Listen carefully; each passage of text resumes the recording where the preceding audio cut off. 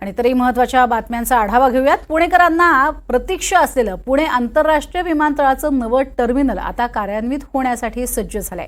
केंद्रीय राज्यमंत्री मुरलीधर मोहोळ यांनी या टर्मिनलची प्रत्यक्ष पाहणी करत सज्जतेचा आढावा घेतलाय।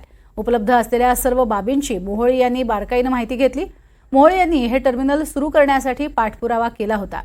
सुरक्षेसाठी आवश्यक असलेल्या CISF जवानांच्या उपलब्धतेसह विविध तांत्रिक प्रक्रिया मोहोळ यांनी स्वतः लक्ष घालून पूर्ण केली आहे। येत्या रविवारी दुपारी 1 वाजल्यापासून हे टर्मिनल पुणेकरांसाठी सुरू होत आहे।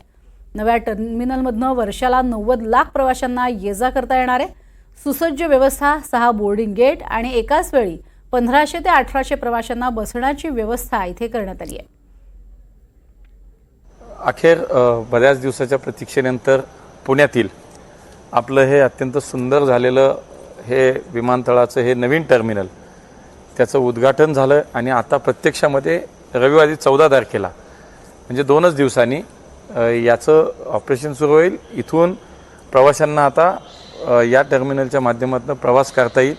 अत्यंत सुंदर आणि देखणं झालेलं पुण्याचं आपलं हे टर्मिनल आता पुणेकरांच्या सेवेत दाखल होतं आहे। आज त्याची थोडी उद्घाटनापूर्वीची पाहणी आमच्या एअरपोर्ट डायरेक्टर असतील, इथले बाकी ऑफिशियल्स असतील यांच्या समेत घेतली। तयारी काय आहे, सगळं ओके आहे, सगळ्याच व्यवस्था सगळ्या मार्गी लागलेल्या आहेत। मला असं वाटतं की पुणेकरांना अत्यंत सुंदर आणि एक चांगल्या प्रकारची सेवा आता उपलब्ध झाली आहे। 14 तारखेपासून प्रत्येक प्रवाशाला एक चांगला सुखद अनुभव या ठिकाणी निश्चित मिळेल।